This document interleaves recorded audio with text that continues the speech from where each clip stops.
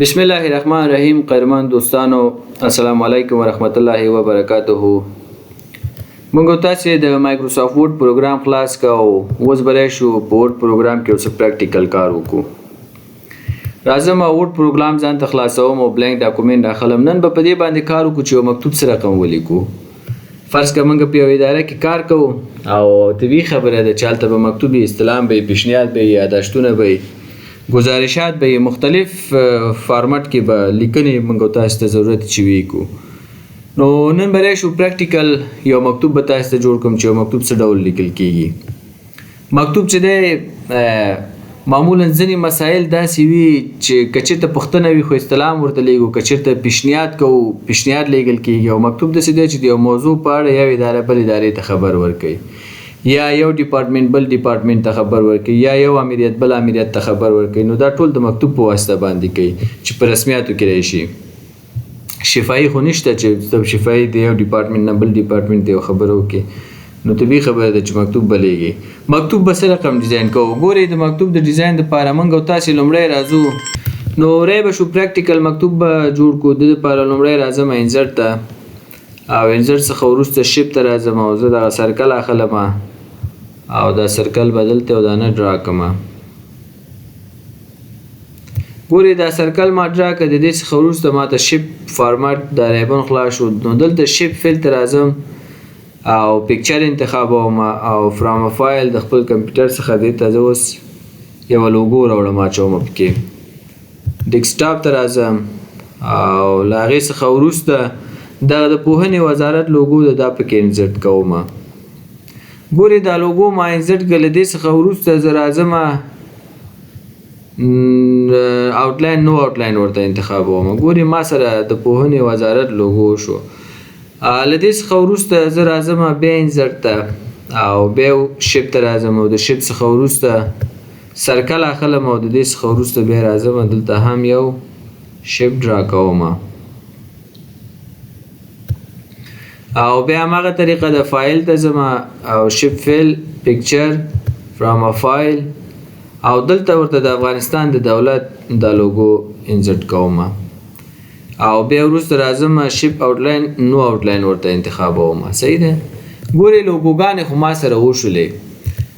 زه راځم دغه لوګو معمولا چې تاسې کله هم مکتوب جوړوئ یا پاس دا هیډینګ جوړوئ نو د دولت نشان چې دی په افغانستان کې ښي طرف ته راځي او د مربوطه وزارت نشان چپ یا لیفت طرف ته راځي. زه اوس راځم دغه ایمیج سلیکټ کوم. له دې څخه وروسته چې دا لوګو ما سلیکټ کړ دلته راځم د دې سایز ورته 0.9 او همدا ډول دا هم ورته 0.9 انتخابوم او لږ یې داسې اجست کوم. دا انتخابوم او دلته هم راځم د دې سایز 0.9 او 0.9 انتخابوم چې دواړه په یو اندازه شي که نه. ګورئ کله چې ما دا انتخاب کړ اوس راځم لږ نور هم منظم کوم. دا ورته انتخابوم او لږ به نور هم منظم کړم. نو دا اوس دا به هم لږ لاندې کړم. اوس دا ګورئ موږ سره منظم شو. اوس دلته منځ کې هیډینګ ورته لیکو. نو بیا هم راځم انزرټ ته او دلته ورته ټکس باکس اخلم.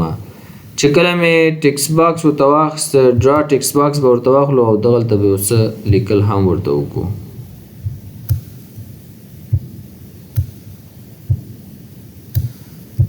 نو دلته به راشم هوم ته او دا به سنټر ته کړم او اوس به ورته ولیکم چې د افغانستان اسلامي امارت او له دې څخه وروسته به ورته ولیکو د پوهنې وزارت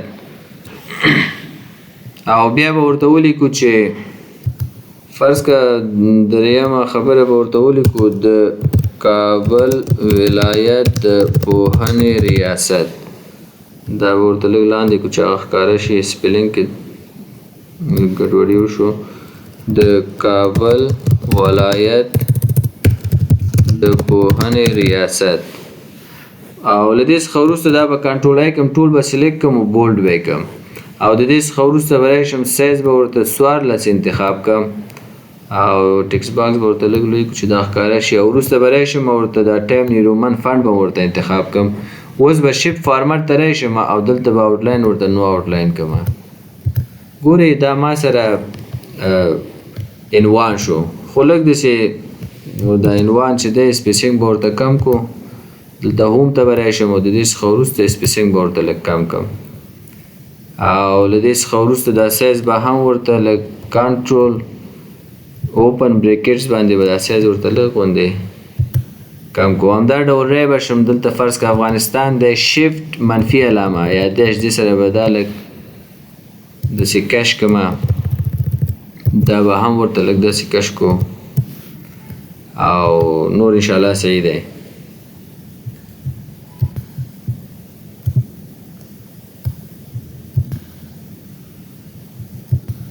لږ بیا نور هم برابر کړو چې لږ ښه هم ښکاره شي.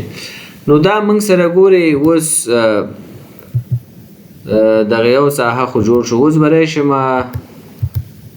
او دلته به ورته د صادرې نمبر انتخاب سپوز صادره او شفټ دغه منفي علامه ونیسو یو خط به م ورته ډرا کړو تر دې ځای پورې پاس صادرې نمبر ولیکل شي ولاندې تاریخ او له دې څخه وروسته به ورته راشو یو خط کش کړو.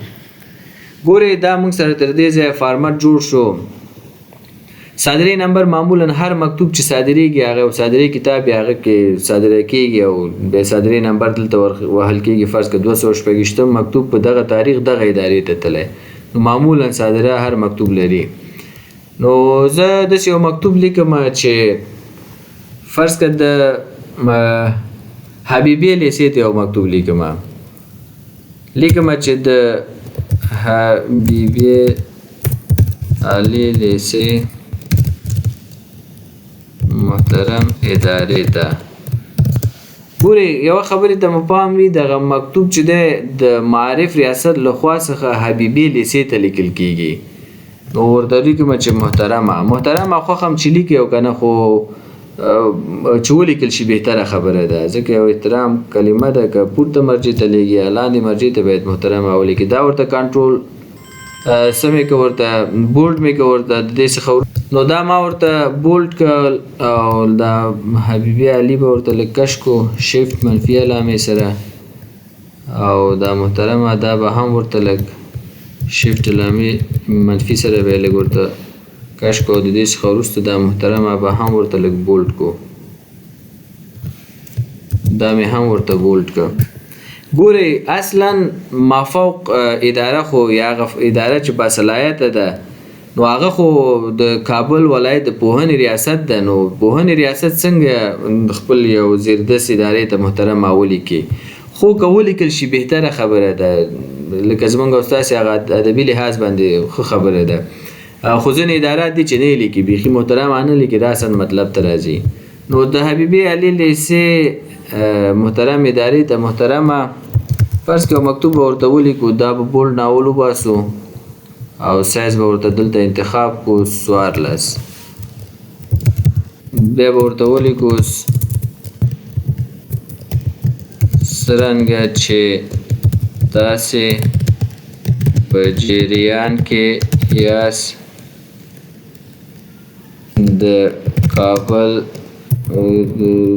څرنګه چې تاسې په جریان کې یاست د 9.10 ټولګیو لپاره نوي چاپ شوي کتابونه تاسو ته توزیع شوي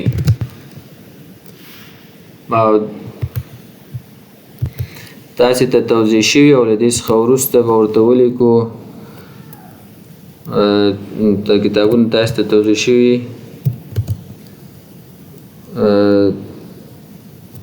نو د دې مکتوب په وسیله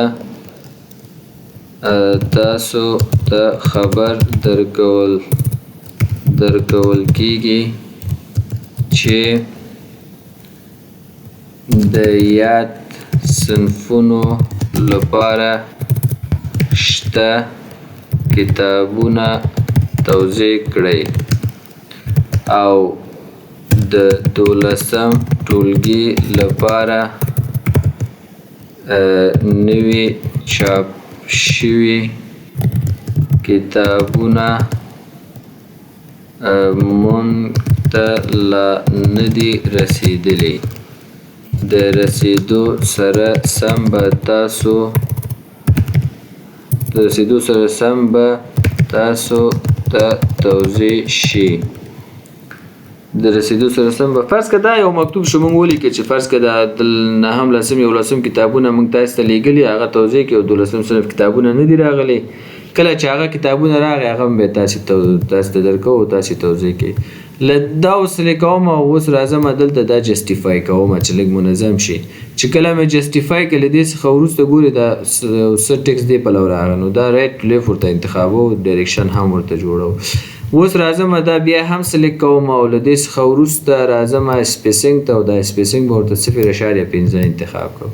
اوس دا یو مکتوب شو له دې څخه وروسته راځم په ورته به ولیکو په درنښت د کابل پوهنې ریاست او دا به ورته سنټر ته کو. چې کله مې سنټر ته که دا به ورته سلیکټ کړم او کنټرول بی بولډ به یې کړم. چې کله مې بولډ که بیا به سپیسینګ ته راشم او دلته سپیسینګ به هم ورته جوړ کړم. ګوري دا موږ سره یو مکتوب شو. اوس راځم پرنټ پریویو ته ګوري دا موږ سره مکتوب شو. نو مکتوب په دغه شکل باندې تاسو کولی شئ چې ورډ پروګرام کې ډیزاین کړئ. دا خو یو نمونه ما تاسو ته ولیکم. یوه خبره بل هم دغه مکتوب په ارتباط تاسو ته وکړم. ګورئ مکتوب چې کله هم د پوهنې ریاست دی فرض که یا مافوق اداره ده هغه چې زیردست یا مادون ادارو ته مکتوب لیکي دا محترم او په درنښت معمولا ورته نه لیکي. خو زما نظر دا دی چې ولیکل شي بهتره خبره ده. نو دلته اوس امضا کېږي دا مکتوب او د امضا څخه وروسته صادریږي.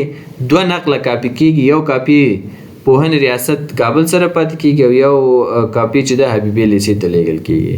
نو دا موږ سره په مایکروسافټ ورډ پروګرام کې د یو مکتوب ترتیبول او ډیزاین کولو. نو د نن دپاره انشاءالله همدومره درس بس ده. دا مکتوب به ځان سره سیو هم کو. نو سبا له خیره انشاءالله په نورو موضوعاتو به خبرې وکړو.